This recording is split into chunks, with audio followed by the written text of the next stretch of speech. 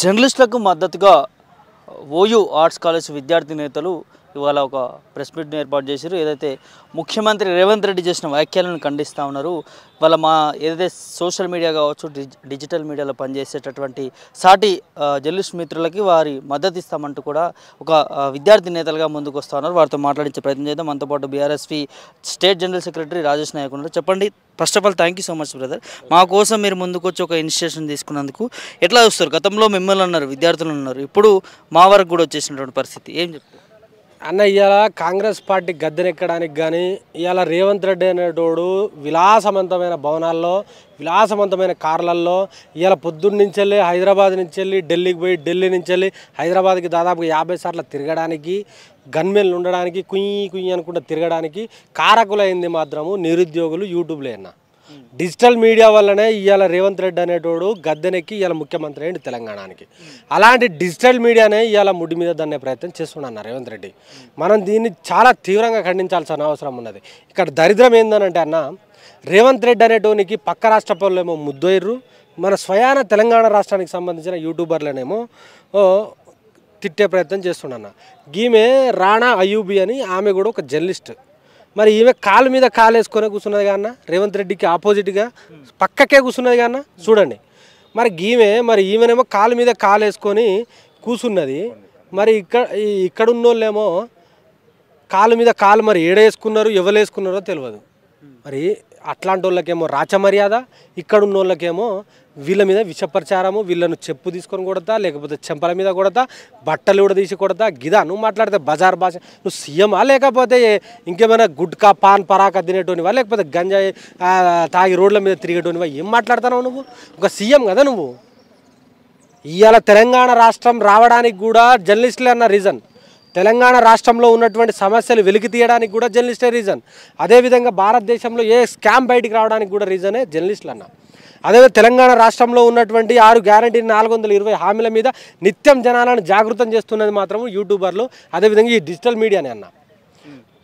నిత్యము రేవంత్ రెడ్డి కాంగ్రెస్కి సంబంధించిన వాళ్ళ యొక్క బట్టలిప్పుతురు కాబట్టి ఆయన బట్టలిప్పి కొడతా అని చెప్పి మాట్లాడుతూ ఉన్నారు. అదే నిత్యము జనాల దగ్గరికి పోతే చెంపలు చెల్లు అనేటట్టు రేవంత్ రెడ్డిని కాంగ్రెస్ ప్రభుత్వాన్ని అంటురు కాబట్టి ఈయన కూడా చెంపలు చెల్లు అని చెప్పేసి ఏదో అంటుండు తప్ప ఈయనకు కనీస విఘ్నత లేదు, కనీస సోయి లేదు. మేము ఇప్పటికైనా ఉస్మానియా యూనివర్సిటీ నుంచి వెళ్ళి బీఆర్ఎస్ పార్టీ విద్యార్థి విభాగం నుంచి డిమాండ్ చేస్తూ ఉన్నాము. ఏదైతే నువ్వు చెంప చెల్లు అన్నావో అయ్యే చెంపలు కొట్టుకొని ఈ యొక్క యూట్యూబ్ సోదరులకు కానీ అదే డిజిటల్ మీడియా సోదరులకు నువ్వు క్షమాపణ చెప్పాల్సిన అవసరం ఉన్నది. ఎట్లా చూడవచ్చు అంటే, ఒక ముఖ్యమంత్రి స్థాయిలో ఉండి ఇవాళ ప్రశ్నించే గొంతుకలపైన కేసులు కూడా పెడుతున్నటువంటి పరిస్థితి. సో ఎక్కడికి వెళ్ళినా కూడా, మేము కూడా ఏదైనా గ్రౌండ్ రిపోర్ట్కి వెళ్ళినా కూడా మా మీద కూడా ఇబ్బందికర పరిస్థితులు చేస్తాం. అంటే గతంలో ఏమైనా ఇట్లాంటి చర్యలకు బీఆర్ఎస్ పార్టీ ఉన్నప్పుడు ఏమైనా జరిగిందనుకో? ఎక్కడ లేదన్న, ఎక్కడ లేదు. సీఎం కేసీఆర్ కూడా అప్పుడు ఉన్నట్టు కేసీఆర్ కానీ వర్కింగ్ ప్రెసిడెంట్ కేటీఆర్ కూడా ఎక్కడ కూడా దురుసుగా మాట్లాడిన ప్రయత్నం చేయలేదు. యూట్యూబర్లను ఎంత రెస్పెక్ట్ ఇవ్వాలో గంటే రెస్పెక్ట్ ఇచ్చి వాళ్ళని కూడా బరాబర్ చూసిళ్ళు తప్ప వీళ్ళ లెక్క బజారు భాష మాట్లాడి హీనంగా చూసి కించపరిచినట్టు మాట్లాడడం అనేది చాలా దౌర్భాగ్యము, చాలా దుర్మార్గము. అసలు మనం ఏ రాష్ట్రంలో ఉన్నామో అర్థం కాని పరిస్థితి. ఈ నేలనే పోరాటాల గడ్డన్న ఇదా. ఈడ ఆత్మగౌరవంతో బతుకుతాం మనము. తెలంగాణ రాష్ట్రం ఏర్పడ్డది ఆత్మగౌరవం కోసము. అలాంటి రాష్ట్రంలో ఇలాంటి ఆత్మగౌరవాన్ని నువ్వు కించపరిచేలాగా మాట్లాడితే ఇక్కడ ఉన్న సమాజం క్షమిస్తుందన్న? ఇక్కడ ఉన్న మేధావి లోకం క్షమిస్తుందన్న? జర్నలిస్ట్ క్షమిస్తారన్న? నిరుద్యోగులు కానీ యువకులు కానీ చదువుకున్న వాళ్ళు ఇక్కడ క్షమిస్తారా? ఇవాళ ఇంకో 3 సంవత్సరాలు నువ్వు ఉండొచ్చు కాక సీట్ల, ఆ తర్వాత నువ్వు కనబడతావన్నా? నిన్ను పాతాళానికి తొక్కుతారు వీళ్ళే పాతాళానికి తొక్కుతారు నిన్ను.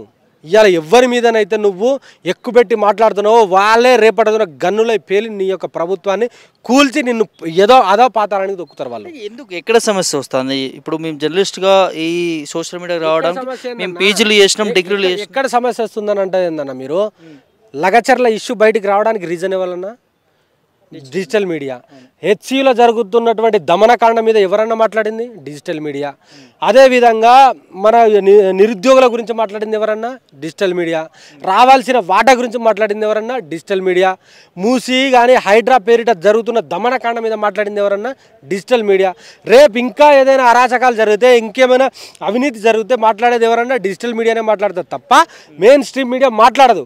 కాబట్టి ఈ డిజిటల్ మీడియానే మనం తొక్కే ప్రయత్నం చేసినామనుకో రేపటి రేపటి రోజున జనాలు జాగృతం కారు, తిరగబడరు, ఊళ్ళల్లో మనం ఏది చేస్తే అది సాగిపోతుంది అని చెప్పేసి మాకు ఇంకా అనుమానం ఉన్నదన్న. రేపటి రోజున కొత్త చట్టం తీసుకొస్తారు కావచ్చు తెలంగాణలో, ఒక కొత్త చట్టం తీసుకొచ్చి యూట్యూబ్లను మొత్తం బ్యాన్ చేయాలనే ఉద్దేశంలో కూడా ఉండొచ్చు మరి తెలంగాణ ప్రభుత్వం. ఆ జాగ్రత్తలు కూడా మనం ఉండాల్సిన అవసరం ఉన్నది. కానీ ఇక్కడ గుర్తుపెట్టుకోండి అన్న, ఈ కాంగ్రెస్ పార్టీకి సంబంధించిన జాతీయ నాయకుడు అయినటువంటి రాహుల్ గాంధీ ఏమో రాజ్యాంగం పట్టుకొని దేశమంతా తిరుగుతారు. అదేవిధంగా ధ్రువరాతి అనేటోడు కూడా యూట్యూబరే అన్న, ఆయనకేమో రెస్పెక్ట్ ఇస్తారు. అదే యూట్యూబర్లను ఇక్కడేమో విస్మరించి ఇవాళ విషం కక్కే ప్రయత్నం చేసి అవమానపరచుడు ఎక్కడదన్నా?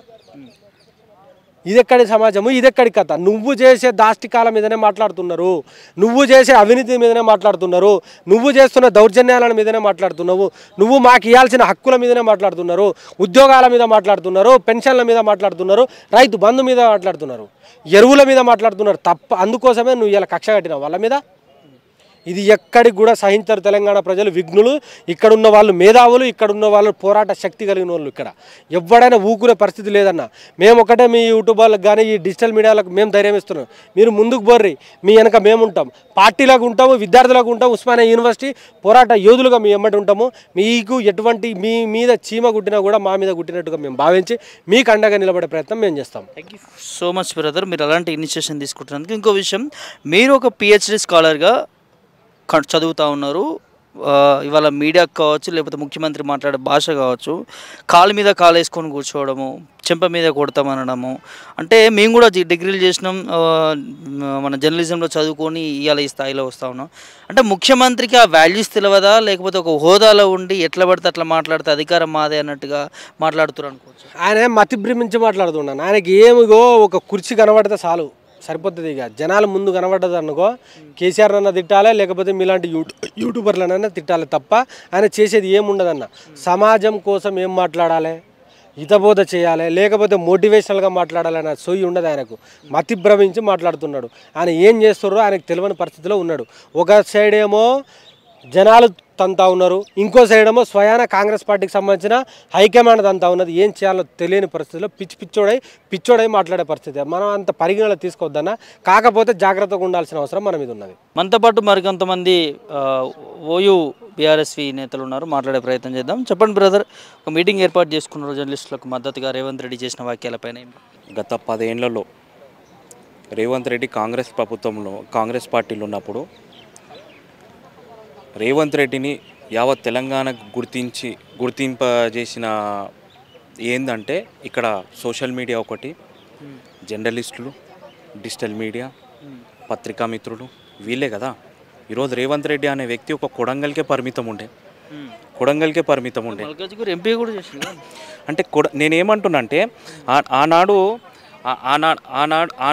ఇదే రేవంత్ రెడ్డి కొడంగల్కే పరిమితం ఉండే. ఎందుకు అంటే ఆనాడు జెడ్పీటీసీ అయిండు, తర్వాత టీడీపీ నుంచి ఎమ్మెల్యే టికెట్ తెచ్చుకున్నాడు, 2 సార్లు ఎమ్మెల్యే, 3ఓసారి ఎమ్మెల్యే ఓడిపోయాడు, 4ఓసారికి మల్కాజ్గిరికి వచ్చి నిలబడేంత స్థాయికి వచ్చిండు. అంటే ఈరోజు డిజిటల్ మీడియా సపోర్ట్ చేయలేదా? ఒక్కసారి ఆలోచించాలి. డిజిటల్ మీడియా, తర్వాత ప్రింట్ మీడియా, ఎలక్ట్రానిక్ మీడియానే కదా సపోర్ట్ చేసింది. సన్నాసి దద్దమ్మ, ఈరోజు నువ్వు తెలంగాణలో ముఖ్యమంత్రిగా తెలంగాణలో కాంగ్రెస్ ప్రభుత్వం ఏర్పాటు చేయనికే కారణం కూడా print media, electronic media, digital మీడియానే కదా. ఈరోజు నీకేముంది, డిజిటల్ మీడియా వాళ్ళు కాలు మీద కాలు వేసుకుంటారేమో, నువ్వు పిలిచిన సభకి చైర్లు సరిపోలేదేమో, వాళ్ళ కాళ్ళు నిలబడి కాళ్ళ నొప్పులు ఉండొచ్చు, వాళ్ళ కాలు మీద కాలు వేసుకుంటే తప్పేముంది? వాళ్ళను స్టేజ్ మీదకి దిగి చంప వలగొడతా అంటావు. బిడ్డ, నోరు అదుపులో పెట్టుకో. ఈరోజు నువ్వు ఆ స్థాయికి వచ్చినావు అంటే, ఈరోజు ఆ స్థాయిలో నువ్వు ముఖ్యమంత్రి హోదాలో నిలబడ్డావు అంటే ఈ డిజిటల్ మీడియానే. మళ్ళీ ఒకసారి డిజిటల్ మీడియా కానీ, ప్రింట్ మీడియా కానీ, ఎలక్ట్రానిక్ మీడియా మీద కానీ నువ్వు అనుచిత వ్యాఖ్యలు చేస్తే బిడ్డ రేవంత్ రెడ్డికి కబడ్దాలు. ఇంకొకటి, రేవంత్ రెడ్డికి ఏమైపోయిందంటే, అటు ఢిల్లీలో 56 సార్లు ఢిల్లీకి పోయిన ముఖ్యమంత్రి ఏమీ తీసుకురాలే. ఈరోజు ఢిల్లీకి పోతే రాహుల్ గాంధీజీ అపాయింట్మెంట్ లేదు. ఎందుకంటే రాహుల్ గాంధీ ఇండైరెక్ట్గా తిడుతుండు రేవంత్ రెడ్డిని. ఈరోజు అపాయింట్మెంట్ ఇస్తలేడు. ఆ పిచ్చి లేచి ఇక్కడ వాళ్ళ కాంగ్రెస్ పార్టీలో ఉన్న కొంతమంది కోవట్టు మంత్రులు కానివ్వండి, కోవట్టు ఎమ్మెల్యేలు కానివ్వండి, వీడు ఎప్పుడు చీరల కింద అంతే, ఎప్పుడు చేరదంతే బయటికి పోతాడా, ఎప్పుడు చేరదంతే బయటికి పోతాడా అన్న ఆలోచనతోనే కొంతమంది కోవట్లు ఉన్నారు. ఆ ఒక్క పిచ్చి, ఈ ఒక్క పిచ్చి, తర్వాత తెలంగాణలో ప్రజలు పై ప్రజలు వస్తున్న విశ్వాసం అంటే గత 10 ఏళ్ల పాలనలో టీఆర్ఎస్ ప్రభుత్వం చేసిన అనేక సంక్షేమ పథకాలు ఈరోజు ప్రజలకు అందినాయి. కానీ ఆ ప్రజలే ఈరోజు మేము తప్పు చేశాము, కాంగ్రెస్కి ఓటేసి తప్పు చేశాము, ఈరోజు మేము ఆ తప్పుని సరిదిద్దుకోవాలి అన్న ఆలోచనతో పబ్లిక్ ఈరోజు బయటికి వస్తున్నారు. వాళ్ళ మనసులున్న మాట చెప్తున్నారు. అది భరించలేక ఈ రేవంత్ రెడ్డి సన్నాసికి ఎవరిని ఏమనలేక ఇట్లా ఈ విధంగా అనుచిత వ్యాఖ్యలు చేస్తున్నారు. ఏదైతే యూట్యూబ్ జర్నలిస్టుల పైన ముఖ్యమంత్రి రేవంత్ రెడ్డి చేసినటువంటి వ్యాఖ్యలని ఓయూ విద్యార్థులందరూ కూడా వ్యతిరేకిస్తూ ఉన్నారు. ఏదైతే యూట్యూబ్ జర్నలిస్టులకి మద్దతుగా ఇవాళ ఒక ప్రోగ్రామ్ కూడా ఏర్పాటు చేసుకోవడం జరిగింది. మాట్లాడే ప్రయత్నం చేద్దాం. మనతో పాటు ఆజాద్ ఉన్నారు, నిరుద్యోగ చేసిన నాయకుడు. చెప్పండి బ్రదర్, ఎట్లా చూస్తారు? ఒక ముఖ్యమంత్రి స్థాయిలో ఉండి ఆ విధంగా చెంప వల్లకూడదనడము, కాలు మీద కాలేసుకొని కూర్చొని ఉండడం అంటే తప్పు అనుకుంటారా? మీరు ఒక ఉత్తీర్ణ పొందినటువంటి ఒక డిగ్రీలు పొందారు, లేకపోతే ఇప్పుడు చదువుతూ ఉన్నారు, ఏం చెప్తారు? ముఖ్యమంత్రి రేవంత్ రెడ్డి గారు మొన్న జర్నలిస్టులు నిర్వహించినటువంటి ఒక సభలో డిజిటల్ మీడియా జర్నలిస్టులు వాళ్ళ భాష కానీ లేకపోతే వాళ్ళు సీనియర్ జర్నలిస్టులకు గౌరవం ఇవ్వకుండా కాలు మీద కాలు వేసుకొని కూర్చోవడం కానీ ఇలాంటివి చూసినప్పుడు నాకు ఒళ్ళు మండి కిందికి వచ్చి వాళ్ళని చెంపమింకలు కొడతా అని చెప్పేసి మాట్లాడడం జరిగింది. ముఖ్యమంత్రి స్థాయిలో ఉన్నటువంటి ఒక వ్యక్తి తన హోదాను మర్చి తన స్థాయిని మర్చి విచక్షణ కోల్పోయి వీధి రౌడీలుగా మాట్లాడడం, రోడ్ల మీద అవారగా తిరిగే వాళ్ళ లెక్క మాట్లాడడం అనేటువంటిది తీవ్రంగా ఖండించదగ్గటువంటి విషయం. ముఖ్యమంత్రి గారి వ్యాఖ్యలను తక్షణమే వెనక్కి తీసుకొని ముఖ్యమంత్రి గారు డిజిటల్ మీడియా జర్నలిస్టులకు తక్షణమే క్షమాపణ చెప్పాలని చెప్పేసి ఉస్మాన్ యూనివర్సిటీ రీసెర్చ్ కాలేజ్ తరఫున ఈ సందర్భంగా డిమాండ్ చేస్తూ ఉన్నాం. అదే క్రమంలో ముఖ్యమంత్రి రేవంత్ రెడ్డి గారిని సూటిగా ఒక ప్రశ్న వేస్తున్నాను నేను. పుష్ప సినిమాలో అల్లు అర్జున్ ఒక స్మగ్లరు, ఎర్రచందనం స్మగ్లరు. ఆయన ఏం చేస్తాడు? ఒక డైలాగ్ కొడతాడు, ఈ కాలు నాదే, ఈ కాలు నాదే, నా కాలు మీద నేను కాలు వేసుకుంటా, నీకే నొప్పి, నీ కాలు మీద నేను కాలేయలేదని చెప్పేసి మాట్లాడతారు. అట్లాంటి ఆయన వేదిక మీదకి తీసుకొచ్చి ప్రజాయుద్ధ నౌక గద్దరన అవార్డు ఫంక్షన్లో సరే నేను ఒక డైలాగ్ కొడతా అని చెప్పేసి తగ్గేదే లేదు నీ అవ్వ అని చెప్పేసి ఒక డైలాగ్ కొట్టిస్తాడు, రప్పా రప్పా అని చెప్పేసి. మరి అట్లాంటిది ఇలా డిజిటల్ మీడియా సోదరులు వాళ్ళు గ్రౌండ్ లెవెల్లోకి వెళ్ళి రిపోర్ట్ తీసుకొస్తారు. వాళ్ళు ఒక ధర్నాలోకి పోతారు, గుంజులాట్లో ఉంటారు, మైకులు పలుకుతాయి, వాళ్ళ బండ్లు ఖరాబ్ అవుతాయి, లాఠీ చార్జ్ జరుగుతూ ఉంటుంది, ఆందోళన జరుగుతూ ఉంటుంది, వాళ్ళు ఆరోగ్యం ఖరాబ్ అవుతుంది, పొల్యూషన్లో తిరుగుతారు, ఒక సందర్భంలో వాళ్ళు దెబ్బలు పడతారు, అనేక గాయాల పాలవుతారు, అనేక కష్ట నష్టాలు కోర్చి వాళ్ళు ఇలా రిపోర్ట్ చేసి వచ్చి కుర్చీలో కూర్చున్నప్పుడు ఇట్లా కాలు మీద కాలు వేసుకుంటే తప్పేంది? ఆత్మగౌరవమే కదా కాలు మీద కాలు వేసుకుంటే, తెలంగాణ ఆత్మగౌరవమే కదా. మరి నిన్న రానా అయూబ్ వచ్చింది, ఆమె ఒక స్టింగ్ ఆపరేషన్ చేసేటువంటి ఒక జర్నలిస్టు, గుజరాత్లో స్టింగ్ ఆపరేషన్ చేసింది నరేంద్ర మోడీ మీద, ఆమె వచ్చి నీ ముందు కాలు మీద కాలు వేసుకొని కూర్చున్నది. మరి మన సోదరు కాలు మీద కాలు వేసుకొని కూర్చుంటే తప్పేంది? ఇక్కడ మీకు ఒక విషయాన్ని స్పష్టంగా గమనించాలి. సీనియర్ జర్నలిస్టులు అనే వాళ్ళు ఎవరు కూడా డిజిటల్ మీడియా జర్నలిస్టుల మీద కంప్లైంట్ చేయలేదు. వాళ్ళందరూ కూడా స్పష్టంగా మాట్లాడుతూ ఉన్నారు. వాళ్ళంతా మా తమ్ముళ్ళే, మన నుంచి నేర్చుకుంటున్న వాళ్ళు ఎదగాలని చెప్పేసి మేము కోరుకుంటామని చెప్పేసి వాళ్ళు స్పష్టంగా మాట్లాడుతూ ఉన్నారు. ఈ డిజిటల్ మీడియా సోదరులంతా కూడా మెయిన్ స్ట్రీమ్ మీడియాలో పనిచేసి అక్కడ కొన్ని ఒత్తిళ్లు భరించలేక స్వచ్ఛందంగా తెలంగాణ ప్రజాస్వామీకరించాలని చెప్పేసి, తమ వాయిస్ వినిపించాలని చెప్పేసి, ఓన్గా వాయిస్ వినిపించాలని చెప్పేసి డిజిటల్ మీడియా ఏర్పాటు చేసుకుంటున్న వాళ్ళు వీళ్ళంతా కూడా డిగ్రీలు చదివిన వాళ్ళు, పీజీలు చదివిన వాళ్ళు, పిహెచ్డీ అయిన వాళ్ళు. ముఖ్యమంత్రి రేవంత్ రెడ్డి గారు ఈరోజు మీ పార్టీలో ఉన్నటువంటి కోమటిరెడ్డి రాజగోపాల్ రెడ్డి గారే ముఖ్యమంత్రి వాక్యాలు కరెక్ట్ అని చెప్పేసి మాట్లాడుతూ ఉన్నారు. కాబట్టి తక్షణమే మీరు అయితే ముఖ్యమంత్రి గారికి డిజిటల్ మీడియా సత్తా ఏందో తెలుసు. గత ప్రభుత్వాన్ని కూల్చి ఈ ప్రభుత్వాన్ని తీసుకొచ్చింది డిజిటల్ మీడియా అనేటువంటి విషయం తెలుసు. డిజిటల్ మీడియా ఎక్కడ ఏ కుంభకోణం జరిగినా, ఎక్కడ ఏ అరాచకం జరిగినా, ఎక్కడ మోసం జరిగినా, ఎక్కడ ఏ సీక్రెట్గా కొన్ని గుట్టుచట్టు కానీ వ్యవహారాలు జరిగినా వాటిని చాలా చాకచక్యంగా, ధైర్యంగా, ఎలాంటి ప్రలోభాలకు లొంగకుండా వాటిని రిపోర్ట్ చేస్తాయి కాబట్టి, వాటి ప్రజల మధ్యలో తీసుకొస్తాయి కాబట్టి ఈరోజు మీ నాయకులు, ప్రభుత్వం భయపడుతున్నటువంటి విషయాన్ని స్పష్టంగా చెప్పదలుచుకున్నాం. ముఖ్యమంత్రి గారు మీరు తక్షణమే క్షమాపణలు చెప్పకపోతే భవిష్యత్తులో మీ పార్టీని ప్రజలతో కలుపుకొని సమస్యలన్నీ కూడా 6 గ్యారెంటీలు అమలు ఎటువైంది, 4th ఎస్టేట్ ఎటువైంది, ప్రజాస్వామ్య పాలన ఎటువైంది, ఇవన్నీ కూడా బయట తీసుకొచ్చి మీరు ప్రభుత్వాన్ని కూలదోస్తారు డిజిటల్ మీడియా సోదరులు అని చెప్పేసి ఈ సందర్భంగా హెచ్చరిక జారీ చేస్తా ఉన్నాను. ఇంకో అంశం బ్రదర్, ఇవాళ గతంలో చాలా వ్యాఖ్యలు చేశారు, నిరుద్యోగుల పైన చేశారు, రైతుల పైన చేశారు, విద్యార్థుల పైన చేశారు, ఇప్పుడు జర్నలిస్టుల పైన కూడా చేస్తున్నారు. కానీ 2 సంవత్సరాలుగా చాలా సమస్యలు, ఇబ్బందులు ఎదుర్కొంటున్నటువంటి పరిస్థితి. ముఖ్యంగా విద్యా సంస్థలో సంబంధించి కొన్ని కాలేజీలలో చాలామంది చనిపోతూ ఉన్నారు, సూసైడ్ చేసుకుంటా ఉన్నారు. దానికి సంబంధించి ముఖ్యమంత్రి ఇప్పటి వరకు కూడా రివీల్ చేయబట్టలేదు. ఏం చెప్తారు ఈ అంశం ఒక విద్యార్థి నేత? మేము తెలంగాణ ఉద్యమంలో మా మిత్రులు మేమంతా కలిసి ఆంధ్ర శ్రీ చైతన్య నారాయణ విద్యా సంస్థలు గో బ్యాక్, మా తెలంగాణ తమ్ముళ్లను చెల్లెలను ఆ విద్యా సంస్థలో మేము చంపుకోవడానికి ఏమాత్రం కూడా సిద్ధంగా లేము, ఇంకొక చావు జరగద్దు అని చెప్పేసి తెలంగాణలో విద్యారంగం తెలంగాణలో ప్రభుత్వం చేతిలో ఉండాలని చెప్పేసి మేము పోరాటం చేసినాం. ఇలా తెలంగాణలో విద్యారంగం మళ్ళీ ఆంధ్ర శ్రీ చైతన్య నారాయణ చేతిలో ఉన్నాయి. వాటికి తోడు కొన్ని కార్పొరేట్ కాలేజీలు స్టార్ట్ అయినాయి. ఎల్ఎన్ అనేటువంటి కాలేజీ ఉదాహరణ చూడండి. ముఖ్యమంత్రి గారు ఎల్ఎన్ అనేటువంటి ఒక కాలేజీ నడిపేట ఆయన జగన్మోహన్ రావు ఒక క్రిమినల్, ఒక దొంగ. ఆయన కమిషన్ల కోసం హెచ్సిఏలో కావేరీ నది మారనటువంటి సన్ రైజర్స్ ఓనర్ మీద ఒత్తిడి తెచ్చిండు. ఇలా సిఐడి ఎంక్వైరీ జరుగుతూ ఉంది ఆయన మీద. ఆయన క్రిమినల్ అని చెప్పేసి సమాజానికి అంతా తెలుసు. అట్లాంటి ఆయన జైలుకు పోయినటువంటి ఆయన చేతిలో ఇలా నువ్వు విద్యా వ్యవస్థ పెట్టినావు. ఆయన ఏం చేస్తాడు? ఇలా విద్యార్థులకు ఐఐటి నీటు లక్షల రూపాయల ఫీజు వసూలు చేసి మొత్తం కూడా విద్యార్థుల ఆత్మహత్యలకు కారణమవుతాడు. ఇలా ఎస్ఆర్లో నిన్న శివాని అనేటువంటి ఒక అమ్మాయి ఈ ఒత్తిడి గల చదువు నేను చదవలేను నాన్న, మీరు ఈ ఒత్తిడి ఐఐటి నీట్ అనేటువంటి చదువులో నన్ను ఒత్తిడి గురి చేసి నా చావుకు మీరు కారణం కాకండి, ఈ విద్యా సంస్థలు కారణం కాకండి, చెల్లినైనా తనకు నచ్చినటువంటి కోర్సు చదివించే అవకాశం ఇవ్వండి అని చెప్పేసి స్పష్టంగా రాసింది. ఒత్తిడి అనేటువంటి అంశాన్ని స్పష్టంగా రాసింది ఆమె. ఇలా గాలి ఆడినటువంటి ఒక రూమ్లల్లో విద్యార్థులందరూ కూడా బందీ చేసి ఐఐటి నీట్ అని చెప్పి 1 2 మా కాలేజీకి ఐఐటి ర్యాంకులు వచ్చినాయి, మా కాలేజీకి నీట్ ర్యాంకులు వచ్చినాయి అని చెప్పేసి చెప్తూ లక్షల రూపాయల ఫీజులు వసూలు చేస్తూ ఇలా ఎక్సలెన్షియా, ఇలా ఆకాష్, ఇలా 9 ఎడ్యుకేషన్, శ్రీ చైతన్య నారాయణ, ఎస్ఆర్, ఈ కార్పొరేట్ ఎడ్యుకేషన్ మాఫియా అనేది విద్యార్థుల ఆత్మహత్యలకు కారణమవుతూ ఉన్నాయి. ఎంతమంది విద్యార్థులు చనిపోవాలి ఇంకెంతమంది చెల్లెలను మీరు పొట్టన పెట్టుకుంటారు? ఈ కాంపిటేటివ్ ఎగ్జామ్, ఈ ఐఐటి నీట్ పేరు మీద విద్యా వ్యవస్థలో మార్పులు రావాల్సిన అవసరం ఉన్నది. గత సంవత్సరం కుంభకోణం మనం చూసాం. నీట్ కుంభకోణం 10 లక్షల మంది విద్యార్థుల మానసిక ఒత్తిడి మీద అది ప్రభావితం చేసింది, మెంటల్ హెల్త్ మీద ప్రభావితం చేసింది. అది ఇలాంటి కుంభకోణాలకు ఆస్కారం ఇచ్చి ఎంతమంది విద్యార్థుల జీవితాలు మీరు బలి ఉంటారు? విద్యా వ్యవస్థలో ఒక సమూల మార్పులు చేయండి. తెలంగాణలో దేశానికి ఒక ఆదర్శంగా తయారు చేయండి, రివ్యూ చేయండి, ఆత్మహత్యలు కాకుండా చూడండి. ఈ లక్షల ఫీజులు ఎవరు పెట్టిల్లు? ముఖ్యమంత్రి గారు పెట్టిల్లా 3 లక్షల ఫీజు? ఎవరు వసూలు చేయన్నారు మీరు? Group of colleges. ఎందుకు గ్రూప్ ఆఫ్ కాలేజెస్? ఈ దోపిడీ చేయడానికేనా? ఈ వ్యాపారం చేయడానికేనా? క్వాలిటేటివ్ ఎడ్యుకేషన్ ప్రభుత్వ ఆధీనంలో ఉండాలని చెప్పేసి ఈ సందర్భంగా డిమాండ్ చేస్తున్నాం. మరొకరు ఆత్మహత్య చేసుకోవద్దని చెప్పేసి డిమాండ్ చేస్తూ ఉన్నాం. అదే క్రమంలో పర్మిషన్ లేని కాలేజీలు నడుస్తూ ఉన్నాయి. ఫైర్ సేఫ్టీ ఉండదు, మిక్స్డ్ ఆక్యుపెన్సీ, కింద షాప్ ఉంటుంది, కింద బార్ షాప్ ఉంటుంది, కింద హోటల్ ఉంటుంది, మిక్స్డ్ ఆక్యుపెన్సీ మీద. ఇవాళ ఎక్సలెన్సీ అంటే మొత్తం మిక్స్డ్ ఆక్యుపెన్సీ. నారాయణ సీజన్లో మొత్తం మిక్స్డ్ ఆక్యుపెన్సీ. కాలేజీలు అట్లే ఉన్నాయి, స్కూల్ అట్లే ఉన్నాయి, పర్మిషన్ ఉన్నాయి, జిహెచ్ఎంసీ పర్మిషన్ ఉండదు, ఫైర్ సేఫ్టీ పర్మిషన్ ఉండదు. ఏంది కాలేజీలు?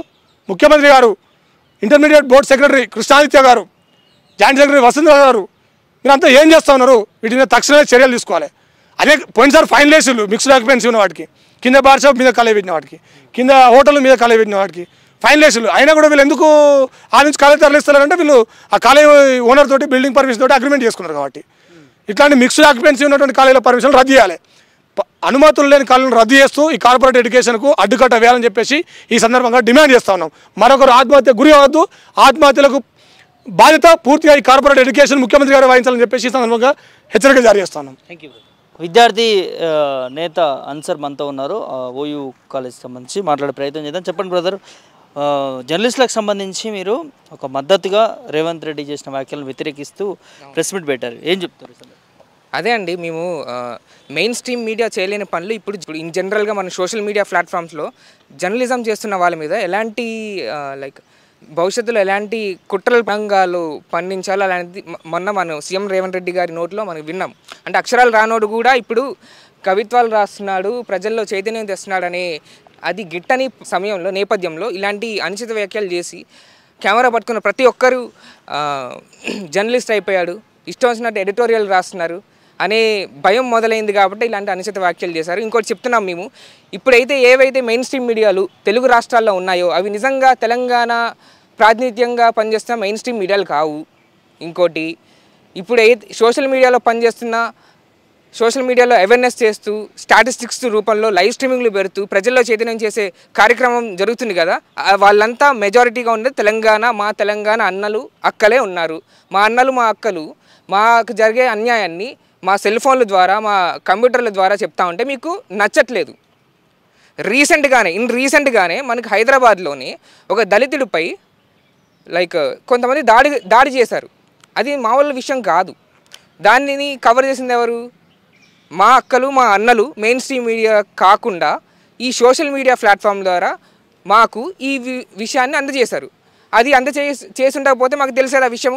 మా వాళ్ళు వెళ్ళి అక్కడ కంప్లైంట్ రూపంగా కానీ లీగల్ సపోర్ట్ చేసేవాళ్ళు కాదు. ఈ మెయిన్ స్ట్రీమ్ మీడియా ఇప్పుడు వివిధ కోణాల్లో చూడాలి. ఇది ఎందుకంటే మనం ప్రతి భూమి పోరాటాలకు జరుగుతున్నాయి. ఇప్పుడు 49 జీవో తీసుకొని వచ్చి ఆసిఫాబాద్లో అంటే అడవికి దగ్గరలో ఉన్న అంటే అభివృద్ధికి ఆమడ దూరంలో ఉన్న ఆదివాసులపై తెలియని జీవో తీసుకొని వచ్చి అక్కడ సుమారుగా ఎన్నో వందల గ్రామాల్ని తరలించే ప్రాసెస్ జరుగుతుంది. అక్కడ మెయిన్ స్ట్రీమ్ మీడియా వెళ్ళిందా?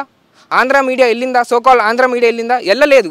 మా సోషల్ మీడియా ప్లాట్ఫామ్ని నడిపించే మా అన్నలు అక్కలు మాత్రమే వెళ్ళారు. వాళ్ళకి మద్దతుగా, ఆదివాసులకి మద్దతుగా భూమిని రక్షించడం కోసం వాళ్ళు సపోర్ట్ చేస్తూ మిగతా వివిధ ప్రాంతాలకి ఆ మెసేజ్ని అందజేస్తున్నారు ఒక మాధ్యమం ద్వారా. అంత కార్యక్రమం జరుగుతూ ఉంటే మీరు ఒక తెలియని అబండారాలు వేసి వీళ్ళని కొట్టాలి, తరిమి కొట్టాలి, పేగులు మేడేసి చుట్టాలి, ఏదేదో సీఎం పొజిషన్లో ఉండే మాటలు అవి కావు. సీఎం ఉన్నది ఏంటి? ఒక కాన్స్టిట్యూషనల్ బాడీని, ఒక కాన్స్టిట్యూషనల్ హెడ్గా ఈ స్టేట్ని గవర్న్ చేయాలి, పాలసీస్ తీసుకురావాలి. ఆర్టికల్ ఇప్పుడు ఫండమెంటల్ మనకి రైట్స్ ఉంటాయి, అన్నిట్లో ఫ్రీ స్పీచ్ ఉంది. 19లో ఫ్రీ స్పీచ్ని మీరు గ్యారంటీ ఇవ్వాలి, ప్రతి సిటిజన్కి ఎన్ష్యూర్ చేయాలి. మీరు మాట్లాడచ్చు, మమ్మల్ని క్రిటిసైజ్ చేయొచ్చు, that the spirit of democracy. మిమ్మల్ని క్రిటిసైజ్ చేసి ఇప్పుడు మూసీ సుందరీకరణ అనేసి సుమారు 1,50 కోట్ల ప్రాజెక్ట్ అని నిర్మించి మూసీ పర్యావరణ ప్రాంతాల్లో ఉన్న ఇళ్లను కూల్చేస్తా ఉంటే కళ్ళకు కట్టినట్టుగా సోషల్ మీడియాలో సామాజిక మాధ్యమాల్లో తీసుకెళ్ళింది మా అక్కలు మా అన్నలు సోషల్ మీడియా నడిపించే వాళ్ళే. మీ మెయిన్ స్ట్రీమ్ మీడియా దగ్గరికి వచ్చి ఆనాడు చంద్రబాబు నాయుడు గారు అప్పట్లో కూల్చిన ఇది అప్పుడు చేయలేదు. అప్పుడు చేయకపోయినా కూడా ఉద్యమం వచ్చింది. ఇప్పుడు ఇంకా పెద్దగా మొదలవుతుంది ఉద్యమము. సేవ్ మూసీ అనే మూమెంట్ వివిధ విద్యార్థులు, నేను కూడా భాగంగా మా యూనివర్సిటీ నుంచి సేవ్ మూసీ ఉద్యమానికి మేము కూడా పాల్పడి జరిగే అన్యాయాన్ని ఎక్కడైతే ఈ కాంక్రిటైజేషన్ వల్ల నర్మదా ఇప్పుడు గుజరాత్లో తీసుకొచ్చిన మోడల్ని తెలంగాణలో కూడా తీసుకొస్తే ఈ హైదరాబాద్కి వాటర్ స్కేర్సిటీ ఉంటుంది అనే దాన్ని మేము వివరిస్తూ ప్రజలకు తీసుకెళ్తున్నాము. దానికి సపోర్ట్ చేస్తుంది మా అక్కలు మా అన్నలు సోషల్ మీడియా వాళ్ళే. ఇంకెన్నో మొన్న హెచ్యూ మూమెంట్లో ఎక్కడో పక్షులు అరుస్తూ ఉంటే ప్రజల గుండెల్లో బాధలు వచ్చాయి. అది మెయిన్ స్ట్రీమ్ మీడియా తీసుకెళ్ళిందా? తీసుకెళ్ళలేదు. మా సోషల్ మీడియానే తీసుకెళ్ళింది. దామగుండం అనేసి వెరీ లో ఫ్రీక్వెన్సీ రేడారు అక్కడ వికారాబాద్ అదుల్లో పెట్టి 10 లక్షల చెట్లు నరికేస్తూ ఉంటే దాని గురించి వివరించింది ఎవరు? అసలు ఆ విఎల్ఎస్ ప్రాజెక్టు అవుట్డేటెడ్ ప్రాజెక్టు, దానివల్ల మనకి ఆ అడవి నష్టం కానీ ఆ మూసీ నదికి నష్టం కానీ అది చెప్పింది ఎవరు? సోషల్ మీడియా వాళ్ళే కదా. దాన్ని మీరు ఆలోచించట్లేదు. మీరు ఇష్టం వచ్చినట్టుగా చట్టాలు తీసుకుని వచ్చి మీ అనుకూలంగా ప్రజల్లో మభ్యపెట్టేసి మీకు ఎవరైనా ఆపోజిట్గా మాట్లాడితే వాళ్ళని మీరు నిందిస్తూ మెయిన్ స్ట్రీమ్ మీడియాని మీరు సపోర్ట్ చేస్తూ సోషల్ మీడియాని వ్యతిరేకించే ప్రాసెస్ నడుస్తుంది. మీరు ఖచ్చితంగా మోడీ ఫార్మాట్దే నడుస్తుంది. మోడీ గారు ఏమంటున్నారు? పీఎం గారు డిజిటల్ మీడియాలో కూడా కొన్ని పాలసీస్ తీసుకొని వస్తాము రిస్ట్రిక్ట్ చేయడం కోసం అనేసి. మీరు కూడా ఇదే మాట్లాడుతున్నారు. మీ వ్యత్యాసం కూడా అదే ఉంది, మీ ఇంటెన్షన్ కూడా అదే ఉంది. మీకు వ్యతిరేకంగా మాట్లాడి అసలు మీరు ఎలక్షన్లు రాకముందు మీరు ఎవరికైనా తెలుసా? మీ ఇంటి ముందల కెమెరాలు పట్టుకొని వచ్చింది కూడా సోషల్ మీడియా వాళ్ళే. మీతో రోజు ఎంగేజ్ అయ్యి మిమ్మల్ని దగ్గరుండి మీరు ఒక అపోనెంట్గా అనుకున్నారు అప్పుడున్న బీఆర్ఎస్ ప్రభుత్వానికి. మీ దగ్గర నుంచి మిమ్మల్ని హైలైట్ చేసింది మా సోషల్ మీడియా వాళ్ళే. మీరు ఇప్పుడు ఎన్నో ఇంటర్వ్యూలు లైక్ లైవ్ స్ట్రీమ్ ఇంటర్వ్యూలు కూడా పిలిచింది కూడా సోషల్ మీడియా వాళ్ళే. తద్వారా మీరు ప్రజల్లోకి వచ్చారు కానీ మీ స్వతహాగా మీరు నిలబడి రాలేదు. ఇంకో విషయం ఏంటంటే గత ప్రభుత్వానికి పడిపోవడం కారణము మీ మొహాన్ని చూసి ఓటేయలేదు. మీ మొహాన్ని చూసి అయితే అసలు ఓటేయలేదు. మీరు స్వతహాగా ఏదో మీ పాలసీలు మీ స్కీమ్ల ద్వారా ఎన్నికైన వాళ్ళు కాదని మేము గుర్తిస్తున్నాం. ఇంకో ముఖ్యంగా ఇది డెమోక్రసీ. ప్రజలకు స్పీచ్ ఉంటుంది, ఫ్రీ స్పీచ్ ఉంటుంది. దాన్ని మీరు పకడ్బందీగా అమలు చేయాల్సింది లైక్ ఇంకా ఎంకరేజ్ చేయాల్సింది ప్రభుత్వాలు కదా. ఇది తట్టుకోకుండా మీరు కూడా ప్రధాని Modi kind of format follow అవుతూ తెలంగాణలో కూడా అది ఇంప్లిమెంట్ చేస్తా అంటే చాలా రాంగ్ డిసిషన్. విద్యార్థులుగా మా సమస్యలు చాలా ఉన్నాయి. స్కాలర్షిప్లు ఇవ్వండి ముందు, మీరు ఇవ్వరు కదా. ఎందరో విద్యార్థులు నిన్న కూడా ఒక బాలిక ఆత్మహత్య చేసుకుంది. దాన్ని నిరసిస్తూ చాలా సంఘాలు ఉన్నాయి. వాళ్ళకు మీరు ఆన్సర్ చేయండి. ఇంకా వివిధ సమస్యలు ఉన్నాయి. యూనివర్సిటీలలో వేకెన్సీస్ ఉన్నాయి, వేకెన్సీస్ నింపండి ప్రొఫెసర్లన్నీ. కనీసము మెయింటెనెన్స్ లేదు. ఇప్పుడు అక్కడ ఒక డస్ట్బిన్ కనిపిస్తుంది, ప్రతి ఒక 200 మీటర్స్కి ఒక డస్ట్బిన్ ఉండాలి యూనివర్సిటీలో. మీరు ఒక పాలసీ తీసుకురండి. తెలంగాణ ఇది లైక్ ప్యూర్ తెలంగాణ కదా, గ్రీన్ తెలంగాణ కదా. డస్ట్ పెరిగిపోతుంది, మళ్ళీ ఇంకేవో వివిధ ప్రాజెక్టులు కార్పొరేట్కి కుమ్మక్కయ్యి ప్రజల్లో ఇంకా నష్టం చేసే కార్యక్రమం జరుగుతుంది కదా. దాన్ని మీరు వివరించండి. వివరణ లేకుండా ఎవరైనా వివరిస్తూ ప్రజల్లోకి వెళ్తే వాళ్ళని మీరు ముద్రేసి వీళ్ళు అక్షరం జ్ఞానం లేని వాళ్ళు కూడా జర్నలిస్టులు అవుతున్నారనే ఒక ముద్రేసి చెడు ప్రచారం చేస్తున్నారు కదా. ఇది ఖచ్చితంగా ప్రజలకి తెలుసు మీరు ఏం మాట్లాడుతున్నారు. ప్రజలు మీకు సమాధానం చెప్తారని మేము అనుకుంటున్నాం. విద్యార్థులుగా మా అన్నలు మా అక్కలు చేసే పోరాటానికి మేము మద్దతుగా వాళ్ళ వెనకాలే ఉంటామని ఈ క్రమంగా ఉస్మానియా యూనివర్సిటీ నుంచి విద్యార్థి నాయకులుగా మేము చెప్తున్నాం. మీ వెనక ఏదైనా పార్టీ ఉందా? మీరు విద్యార్థి నేతనే ఏం చదువుతున్నారు బ్రదర్? మీ నేపథ్యం ఏంది ఒక్కసారి? నా నేపథ్యం అంటే నేను ఇప్పుడు 4th ఇయర్ అండి, నాది లా కాలేజ్లోనే ఉంటాను నేను. నాకు తెలుస్తుంది కదా ఒక స్టేట్ ఎట్లా రన్ అవ్వాలి, స్టేట్కి ఉన్న మిషనరీ ఎట్లా పనిచేస్తుంది, అసలు వెల్ఫేర్ స్టేట్కి ఉండాల్సిన క్యారెక్టరిస్టిక్స్ ఏంటి.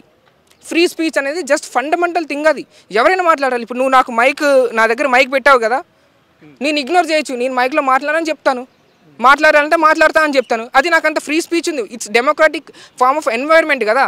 అది మేము చట్టాలు చదివేవాళ్ళం, చట్టాల గురించి డిబేట్లు చేసేవాళ్ళము. మా కళ్ళ ముందు ఇంత అన్యాయం జరుగుతా ఉంటే ఒక సీఎం హోదాలో ఉన్నోడు ఇట్లా మాట్లాడతాడా? ఇప్పుడు రోడ్డు మీద పోయేవాడు ఎవడో లైక్ కొంత మానసికంగా ఉన్నవాడు ఎవరో మాట్లాడితే అనుకోవచ్చు, వదిలేయచ్చు, లునాటిక్ అనేసి. సీఎం పొజిషన్లో ఉన్నప్పుడు కూడా లునాసీ కైండ్ ఆఫ్ యాటిట్యూడ్ చూస్తే మేము అనుకోవాలి, మేము కాన్స్టిట్యూషన్ చదువుతాము, policy should suppose to implement through legislations అని చదువుతాము. అలాంటి వాళ్ళకి రక్తం మరగదా ఇలాంటి వాళ్ళని ఉంటే? అంటే వివిధ నాయకులు కూడా ఉంటారు. కాకపోతే ఈయన ఏంటి ఒక మెయిన్ పర్సన్ కదా, minister, is the chief minister of Telangana కదా. అలాంటి ఆయన కూడా ఇట్లా లైక్ ఇండీసెన్సీగా బిహేవ్ చేస్తే చాలా రాంగ్. బై ద వే నేను లా స్టూడెంట్, నా పేరు అన్సర్. నేను ఇక్కడే ఉస్మానియాలో ఎలాంటి విషయాన్నైనా మేము మేము కలెక్టివ్గా వర్క్ చేస్తూ వివిధ నాయకులతో మేము ఇలాంటి రాష్ట్రాల్లో జరిగే ప్రతి విషయాన్ని మేము ప్రజలకు తీసుకెళ్ళి విద్యార్థుల్లోకి తీసుకెళ్లే ప్రయత్నం చేస్తూ ఉంటాం. ఎందుకంటే ఈ ఉస్మానియా గడ్డ మాకు ఆ స్పిరిట్ ఇచ్చింది. ఉస్మానియా కాకతీయ విద్యార్థులకు ఒక స్పిరిట్ ఉంటుంది. ఆ స్పిరిట్ మేము కంటిన్యూ చేస్తున్నాము. నాది మారుమూల గూడెం నుంచి వచ్చిన వాడిని నేను, కానీ నాకు తెలుసు కష్టాలు, ఒక సామాన్యుడి కష్టాలు ఎట్లా ఉంటాయో తెలుసు. ప్రభుత్వాలు అణచివేస్తూ ఉంటే గుండె నుంచి వస్తుంది బాధ. ఆ బాధ అనుభవిస్తూ వచ్చిన వాళ్ళం మేము. లా చదువుతున్నాము, కళ్ళ ముందు ఇంత అన్యాయం జరుగుతూ జర్నలిస్టు మీద అంటున్నది కాదు ఇది. భవిష్యత్తులో మేము దేని గురించైనా మాట్లాడితే మా గొంతును నొక్కేసి మీరు సమయాన్ని గడిపించుకునే క్రమం ఇది. సో మేము అలాంటి జరగకుండా చూస్తాం. మా అక్కల్ని మా అన్నల్ని కాపాడుకోవడానికి మేము రెడీగా ఉన్నాము ఉస్మానియా యూనివర్సిటీ నుంచి చెప్తున్నాం.